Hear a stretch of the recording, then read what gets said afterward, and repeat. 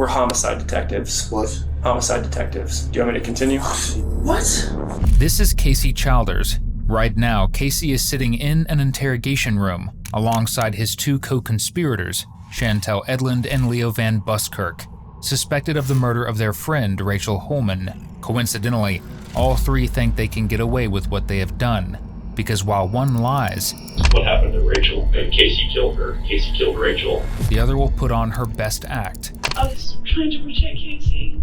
Was she scared? I didn't get the sense that she was scared. And now it's up to detectives to figure out who's telling the truth and what role each person played in Rachel's murder. Because at this point, there's only one conclusion that can be drawn from this. Only one singular conclusion. And if you choose not to talk to us, our case is done at that point.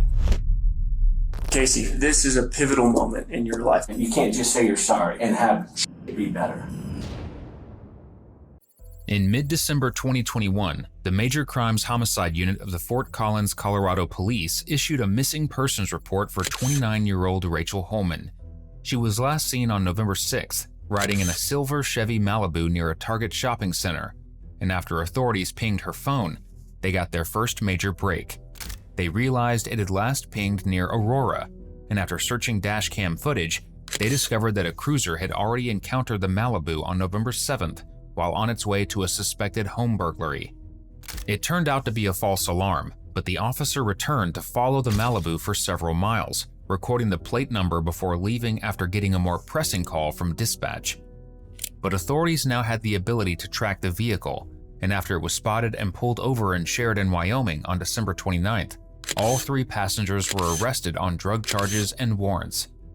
Their names were Casey Childers, Leo Van Buskirk, and Chantel Edlund, and statements Chantel made about Rachel led authorities to believe the trio were involved in her disappearance. But as Casey was brought in for questioning himself, the interview immediately started off on the wrong foot, because he didn't trust these detectives one bit. Yep.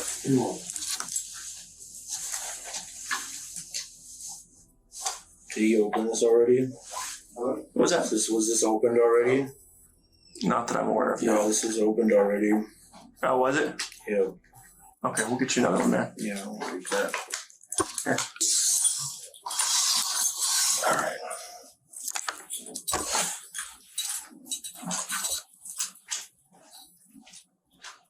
Can you grab him a different one? He said this was open already.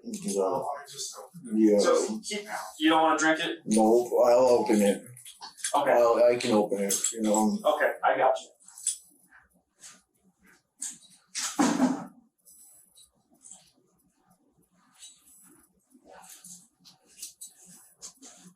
And Casey, so this is my partner, Andy. Okay, he's also with the Aurora Police Department. Yeah. So I'm just filling you in. Just so you know, when he walked in here, he specifically said, I got nothing to say to you. Take me back to my cell. I thought you guys are DCI. Okay. We're here. Fair enough. So I'm just filling him in. I explained that at this point, if you'd like to, we're just going to lay some stuff out for him, information, because he's curious. Okay. He's not being... Aurora, Colorado, you know, what did I do there? I've fucking been there. That's totally fine, man. So, and I obviously explained to him that this is completely voluntary. He's not compelled to stay in here. He wants to stay in here. Okay. I explained to him that I'm going to lay some information out for him, some of the facts that we know, and then from there he can make a determination as to whether or not he wants to talk to us. This is what I'll ask from you. Why we're telling you why we're talking. We're not going to ask you any questions. Okay. What we would like you to do is hear us out. Okay. Listen to what we have to say. Yeah.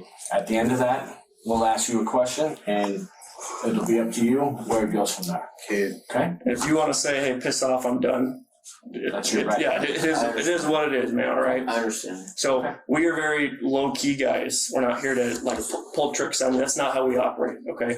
And I obviously understand you've had interactions with police before. This is not your first time talking with cops. And I'm not going to patronize you or talk down to you in any way, okay? I get you. I think the best way to just kind of talk about what we're looking at is just be forthright, lay names out, and I'll tell you what I know and I can prove, okay? Okay.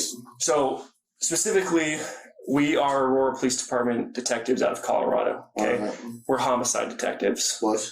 Homicide detectives. Okay. Do you want me to continue? Yeah, I mean, what?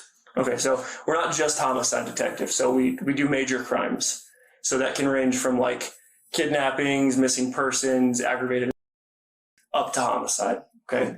Okay. So I'm just giving you a scope. And again, you don't say anything. Just listen. Okay? Yeah. You don't have to respond.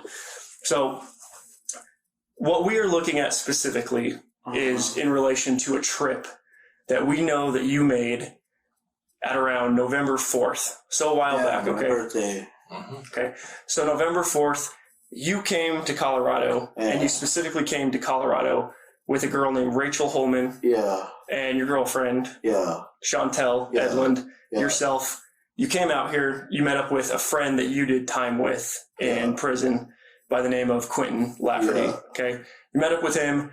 You also you obviously are coming out here to pick up. You guys got to connect out here.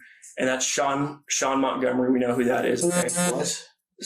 Just hear us out. Just hear us out, man. You don't have to agree with it or comment at it, okay? So, and please interject if there's anything you want to make just as an observation, okay?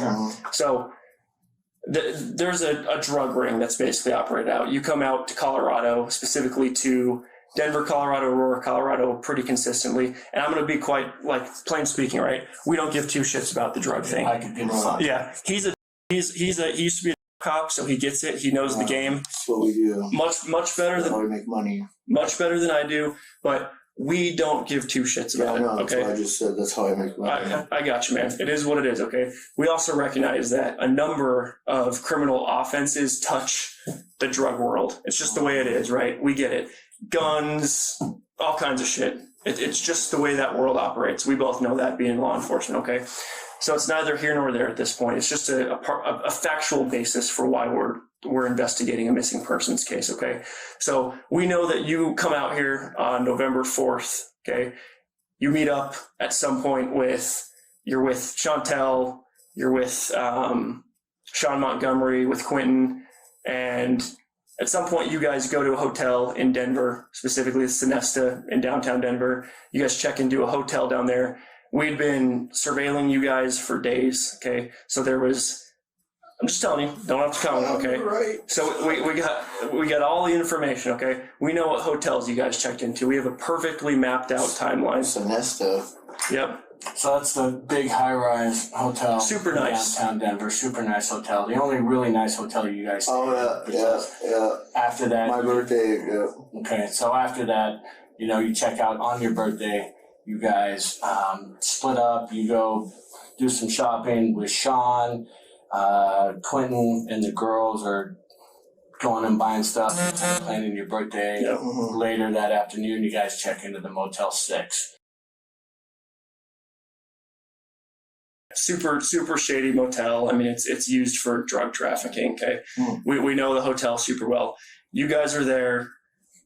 While you're at this hotel, there's a number of events that happen in the preceding evenings, okay? We know that you have a birthday celebration on the night of the 5th. You specifically go to Chuck E. Cheese. You're with individuals that you meet up at that location, which include Chantel, Rachel, Sean's Connect, his buddy out here who he's the Connect, basically. We know who it is. You're out here with him, and then the two other people, Leo and The Sarah. hook wasn't there. No, the hook was not there at that point. But Sean's friend. Yeah, I'm sorry. Sean's friend. My apologies. Right. The trio had been involved in the drug trade for some time, making their living distributing methamphetamine around the Colorado and Wyoming areas. And while Casey may have thought his arrest was only an occupational hazard, he's now realizing this time is very different, because detectives have done their homework, and they know every move he and his friends made on his big birthday weekend, including his party at Chuck E. Cheese. But it wasn't all fun and games, because tensions with Rachel were running high, and something was about to be done about it. So we know that. We have all this on video. We can corroborate all this information. We know how long you guys were there, what went down, and then Then you go back to the motel at some point. You guys wake up. You kind of do your thing the next day. You guys go eat at the Indian went to- restaurant, yeah. right? Rachel's complaining about her tooth. Over by the Target. Dentist. You break off from them for a little bit. You and Leo go try and grab some needles. The girls are staying there. At some point, Sean comes and he picks up Rachel. They kind of split off and they do their own thing. You return. People are kind of pissed at Rachel at this point because she's trying to possibly end around you guys. Maybe get above Sean, right, and go straight for the connect, which we don't care about. Yeah, we don't care. Right? But it's factual, we know. It's just a factual thing, okay? Right. No judgment. So you guys come back. You go over to the hotel where Leo and Sarah are staying, which is the one right there off of Abilene. You guys kind of wait around for Quentin for a while, or maybe you don't, but he doesn't show up. Regardless, Leo's got to get back to Sarah, who's over at Children's. Well, this whole time, you guys are kind of pissed with Rachel because she's nowhere to be found, right?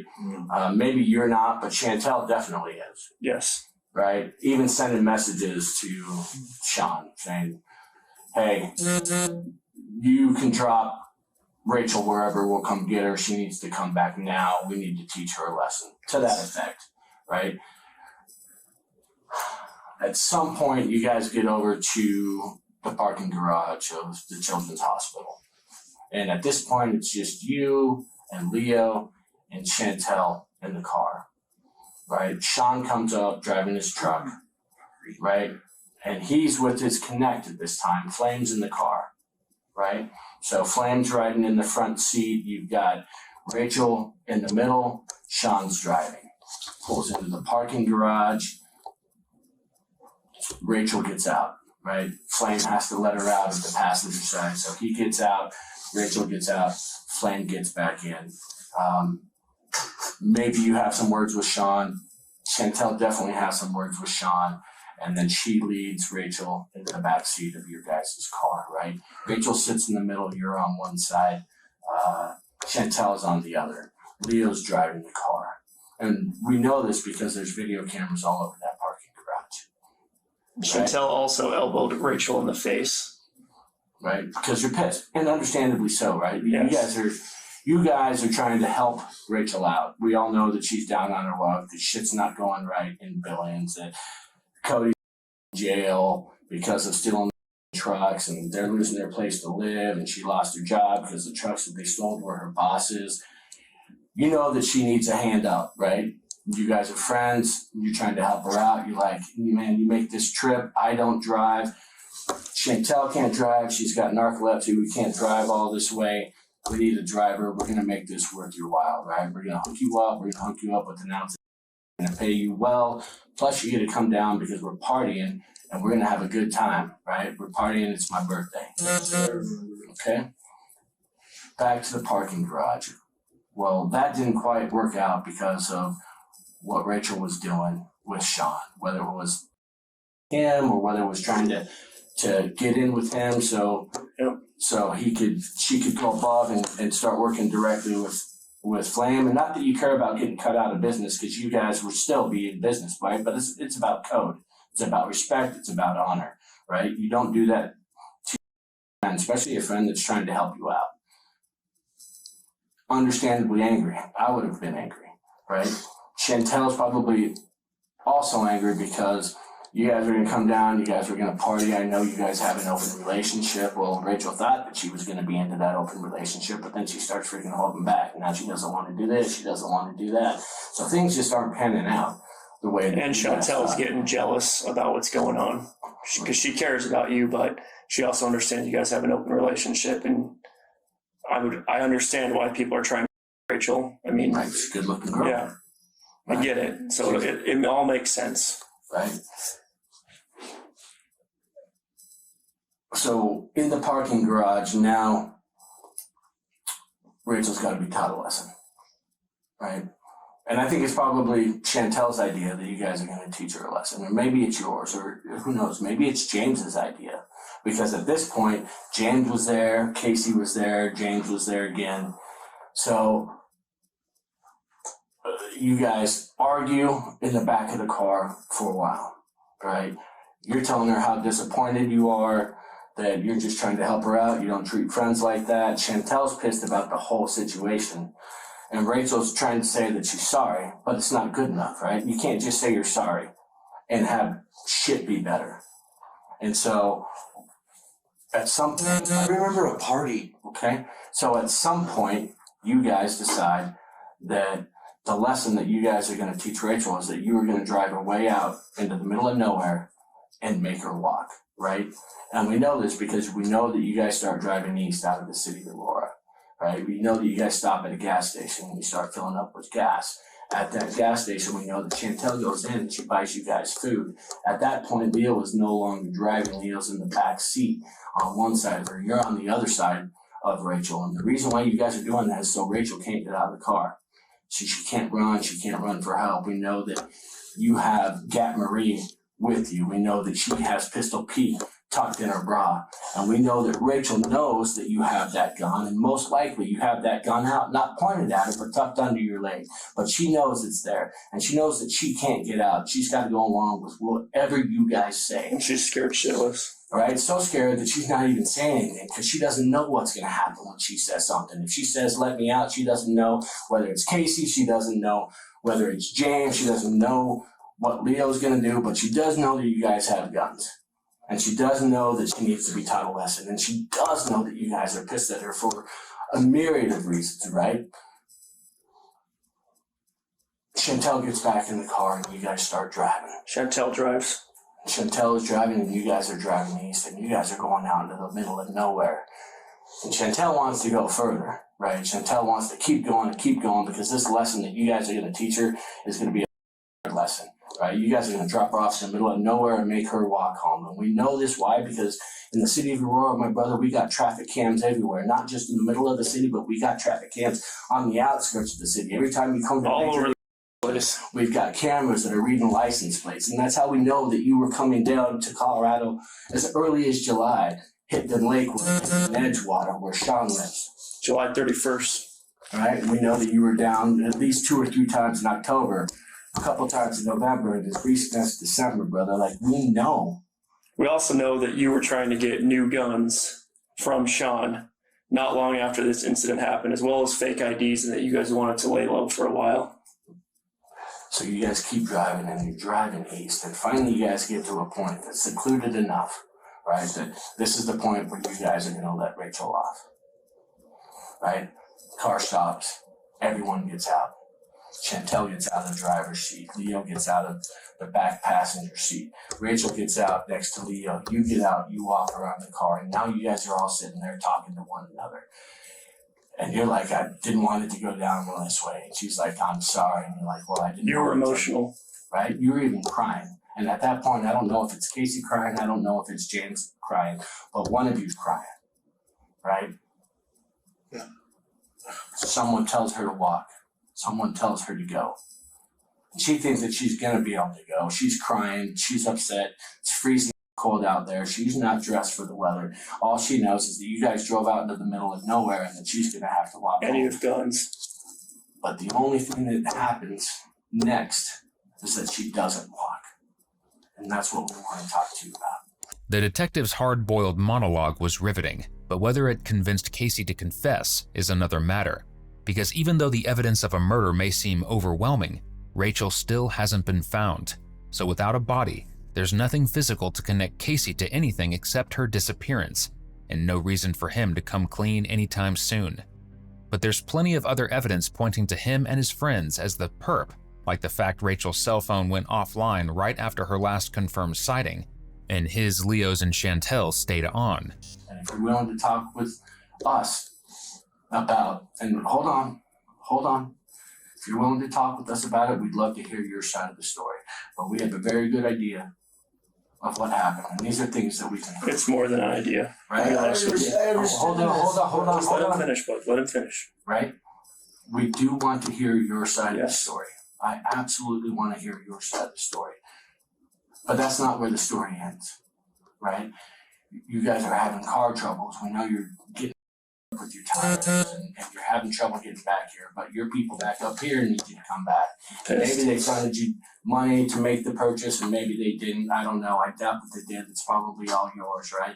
But you guys go back, you stay at the Motel 6 on the night of November 9th. You stay at the Motel 6 on the night of November 10th. You check out of the Motel 6 at 10:32 in the morning on November 11th, at which point you start making your way back up to Sheridan. And it takes you guys a long time to get up there. Right? Because you're still having car troubles, you're still trying to work with Sean, you're still trying to get tires. Quentin's with you at this point. Quentin has been with you pretty much the entire time except for the night that you guys went and dropped off Rachel, and that's because when he ran after you, you guys never found out. But what did happen is that you hooked up with him the next day. And this is when you were at the Holiday Inn Express, right there off of Colfax, right? Staying in room 326, I believe. Correct. Right? You guys are in room 326, and it's you, and it's Chantel, and it's Leo, and it's Sarah, and it's their kid, right? All in the room. And Quentin comes, and you're asleep at this time, but Quentin comes because you guys still have his stuff. It's still in your car. He wants his things back, right? He had to spend the night outside. He didn't even have a coat. He's trying to get his shit back. And when he comes up to the room, he doesn't go directly into the room. Why? Because Chantel, she's standing at the edge of the hallway. She's just staring out a window. And he's trying to make light because he thinks that you guys are pissed at him, maybe the way he was acting or whatever, but all he knows is that one, he wants his stuff back, and two, hopefully you guys aren't going to be pissed at him anymore so he can stay with you guys and he can keep getting shots and you guys can keep feeding his habit. So he talks to Chantel and he says, hey, where's Rachel? And Chantel says, she's not coming back. Not, we got her out of the car and told her to walk, but she's not coming back. And then, That's a quote. Quentin's with you, and you guys are getting rid of Chantel's thing, her red JanSport backpack. You guys throw it in the dumpster. The clothes that they bought earlier the morning before at the Ark. Quentin's getting pants. Sarah's getting some of the dresses that they bought. You guys are kind of disposing of any trace of Rachel ever being with you.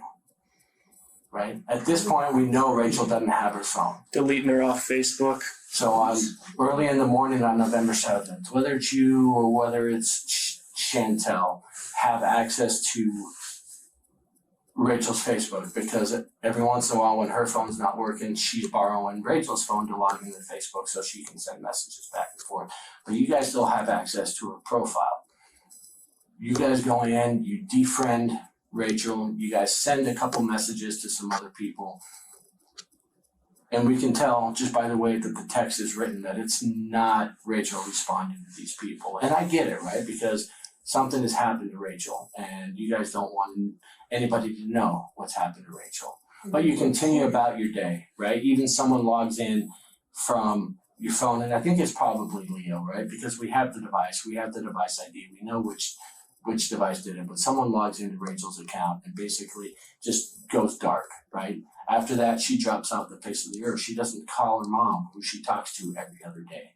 She doesn't call her best friend Jill in Oklahoma, who she talks to every 3 days, that she had been talking to frequently while she was down there. She doesn't talk to Cody at all, and she'd been talking to Cody the entire time, right? She doesn't talk to 700 other people that she was talking to on a daily basis. That are all freaking out. She's trying to still get freaking a rolling chassis for her vehicle.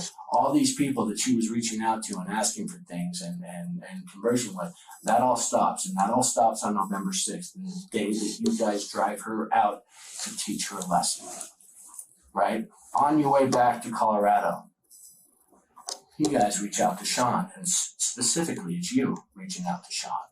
And you tell Sean, we need 2 new guns, right? So for whatever reason, you no longer need Gat Marie, and she no longer needs Pistol Pete. You guys need 2 new guns, 2 fresh guns, 2 guns that aren't hot. You guys want IDs. You guys are saying, we need to go away for a while. Maybe we go to New Mexico. Maybe we go to Arizona. And maybe that's Chantel and not you, but I can tell you for 100% that did happen and that conversation was had. I'm telling you, brother, from the time you guys leave Sheridan, after you drive in to Billings to pick up Rachel, we even know where you picked her up in Montana before you guys take the drive down, right? We know where you guys were. We know who you talked to. We have video surveillance of you guys all over Denver. We know that you guys finished inside Sean's house. We know that you guys had another deal at the Walmart. Correct. You guys meet Off the exposition. Sean again. That was on the 8th. On the 8th of November, at which point you get another Ziploc, probably a pound, maybe more, but again, we don't care about if you give a shit about getting out of Colorado. It's not my thing. I don't investigate that. But I'm telling you, brother, from the time you cross that border to the time you come back, we know where you are. We know who you're with. And maybe that we knew that you guys were running the entire time and that's why you were on, right? And maybe that's how we knew to start following you around. Maybe that's how we knew. And we knew that Quentin was like a paranoid dude anyways, right? But we knew that he thought that when you guys were on your way back up, we were kind of stuck in long and on. He felt that people were following you. And I'm not going to tell you that people were or people were for a long time. Okay. Yeah. So I'm just telling you, brother, like, that's the game. And we could have got you at any point, but we decided not to. And it wasn't until this. It wasn't until Hayden had to talk to her mother, who said, the last time I spoke with Rachel, she was with Chantel. She was with Casey.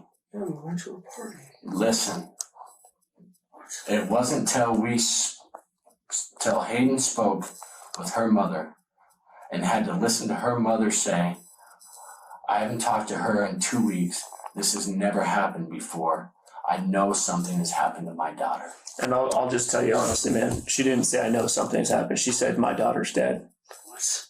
After hearing a nearly airtight case proving his involvement in Rachel's disappearance, Casey's practically speechless. But that doesn't mean detectives won't turn the screws even tighter and try every tactic in the book to try and land a confession, including a guilt trip. It's a risky move, considering this suspect may not be capable of feeling any guilt in the first place, because it's obvious that despite the brutal nature of Rachel's death, the only thing he's concerned about is getting away with it. Here's the thing, dude. Hold on. Let us just finish. You are not compelled to say anything. We're not asking you a question. I just want you to, just the courtesy of your attention, okay? Casey, this is a pivotal moment in your life. Just don't say anything. Just hear me out, okay? This is almost like an ordained moment, okay? Everything in life, decisions or not, and no judgment, you live the life you live, and that's your choice, okay? I don't care about that. But at this particular moment in time in human history, okay, we care about this girl, okay? She's got a little girl that she's not ever going to see again. And I need to give the mother something, okay? So the point I'm trying to make to you is you are not compelled to talk, okay? I would like to get your story just like my partner said, but simultaneously, I abide by the Constitution of the United States, and I'm not going to even compel you. I'm not going to ask you questions about this or try to get the courtesy of your story, because you were there and you know what happened, without reading you your rights. And if you afford me that time to read it and explain those rights to you, and you waive those rights without an attorney present, okay, and give us your side of the story, this is the sole single chance in history that you have for some truth, man. Okay, I don't know how else to say it. We know everything, and I'm telling you right now, Sean. Look at me just for a second, okay? We know more than what we're telling you, and I don't know how else to say it without actually saying it, okay?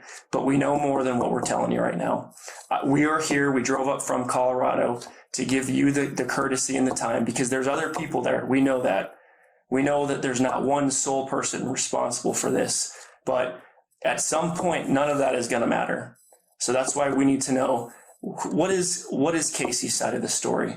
Because one thing I don't like doing as a detective, and I know my partner doesn't like doing, is just having sets of information and making a definitive conclusion. And in fairness, people need to be given the chance, like, hey, this is what happened, this is why it went down, or maybe it was an accident, maybe it was a mistake. Those are the things we need to know. Because at this point, there's only one conclusion that can be drawn from this, only one singular conclusion. And if you choose not to talk to us, hey, brother, that is your right, and I'm not going to ask you anything. We're going to get up out of this room and walk away, and you're probably not going to talk to us again. But our case is done at that point, okay? We're going to counsel with the district attorney's office and make a determination as to what we need to do. This is your time.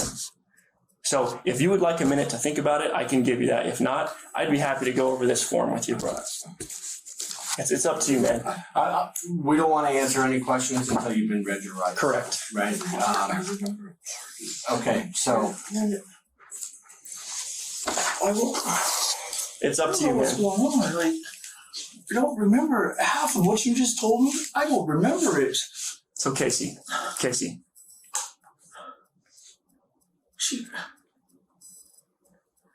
don't remember half of that. I remember us being at a party and me going inside and telling her, I'll be right back. And then me going inside, grabbing drinks, and then sitting down and talking to this other chick, and then passing out. And that's the last thing I remember on my birthday, after all that Chuck E. Cheese shit. That's what I remember. I remember going downtown. I don't ever remember. What? I want to talk to a lawyer. Okay, cool. I want to talk to a doctor. All right, man. We'll get you out of here, all right, bud? Thanks for your time. What the fuck? After the interview, Casey and his two cohorts were charged with first-degree kidnapping, and efforts to narrow the search to a remote area of Douglas County began just hours later. This is perfect. This is a perfect pull-off for them. But that brush is high enough that they could easily walk her back there and nobody'd see. What do you think this is? Brown.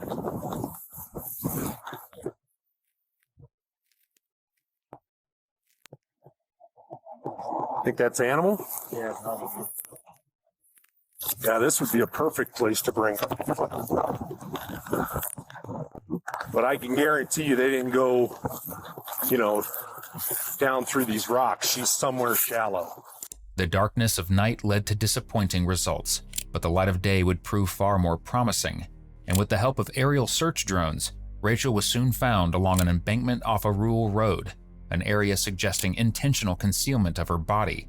Her remains were recovered intact, and it was later determined she'd been shot in the head. Mr. Carter.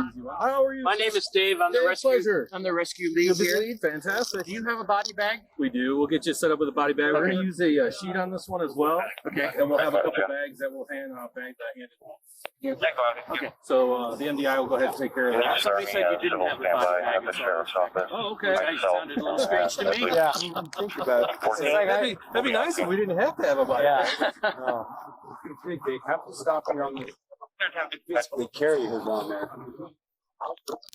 It's pretty ballsy. Or she started to run and they shot from a distance. Oh, yeah. Yeah. But how would she have gotten out? I mean, on this road. Yeah, that's the thing, yeah. There's an opening over here, cutting through underneath some barbed wire fence.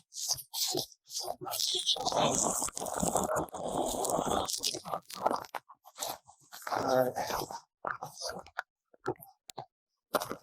Small path heading south.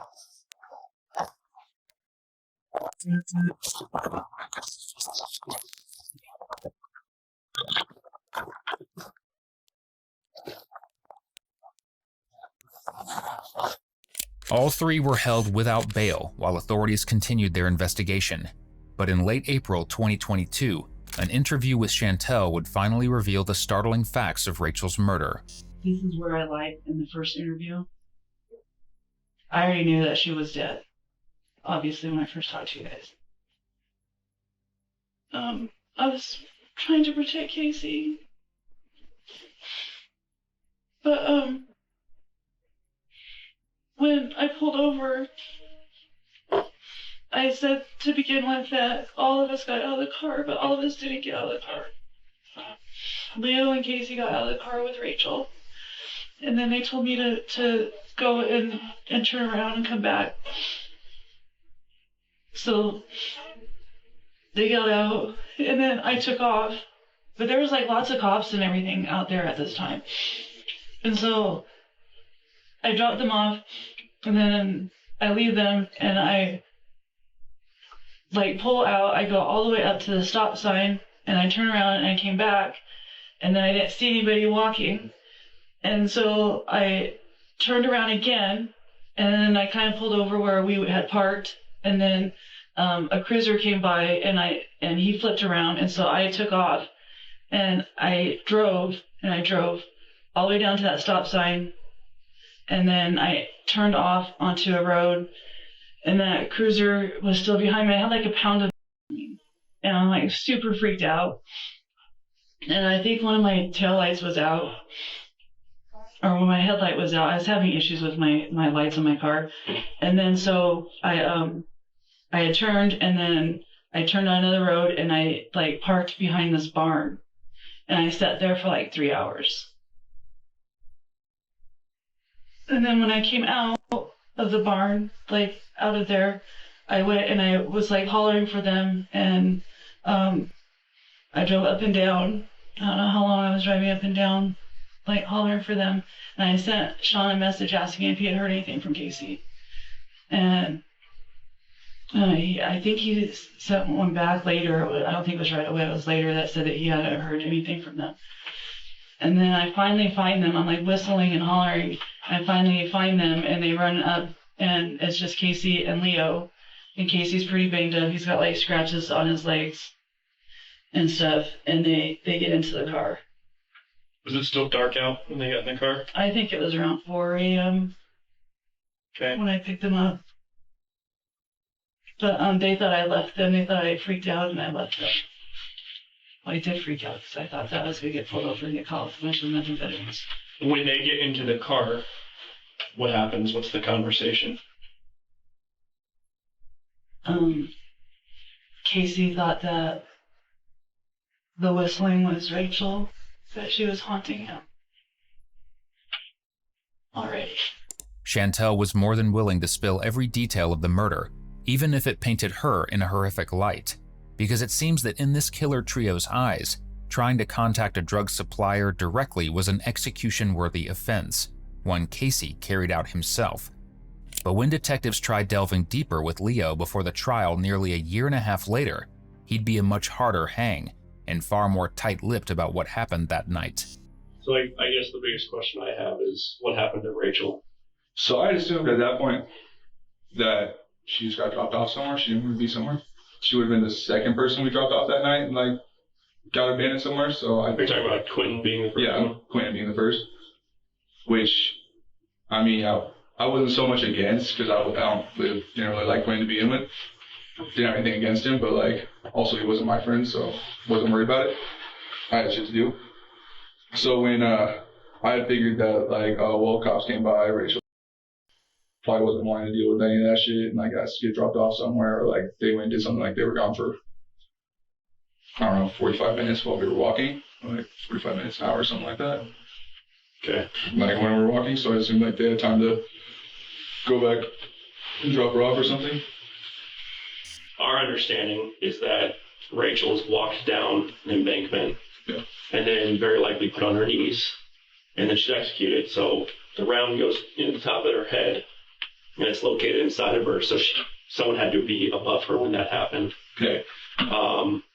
That's what we want to figure out what happened. And I guess it's hard to sit here and just hear like, well, and like I said, everything you've said is corroborated. I'm not doubting a lot of the details around like your interactions that day, being at the hospital, driving, a lot of that stuff's corroborated, right? Your phone is down there too at some point. Yeah. All that stuff makes sense. It's just at what point that she's executed, right? Yeah. And I have confidence in the investigation that Casey's the one who pulled the trigger. Okay, I don't think there's any questions about that whatsoever. I guess it stands in terms of like, how did that happen? Were you there for that? Did you hear a gunshot? If this happened, and it did happen, right? Casey killed her. Casey killed Rachel. Why is that not something that resonates in your mind to any degree? Because you were with Casey when you guys are walking back up and get beat up by Chantel. Didn't say anything like that. Like, he didn't. I mean, granted, he like wasn't really saying anything. I was 9/10 of the conversation, but I just figured that's because I was higher than him, and like I was making random conversation at that. Leo and Casey would stick by their stories, but Chantel's testimony and the loads of evidence against them would seal their fates. Chantel Edlin pleaded guilty to conspiracy to commit second-degree murder and was sentenced to 18 years in the Colorado Department of Corrections. Leo Van Buskirk pled guilty to second-degree kidnapping and conspiracy to commit second-degree murder and was sentenced to 25 years. Casey Childers pleaded not guilty to charges of first-degree murder after deliberation, second-degree kidnapping, and conspiracy to commit second-degree kidnapping. He was found guilty and sentenced to life in prison without the possibility of parole, plus an additional 48 years. Thank you for watching today's video. Whether you're new here or have been with us for a while, check out one of the craziest cases I've ever covered right here, or one of my newest uploads right here.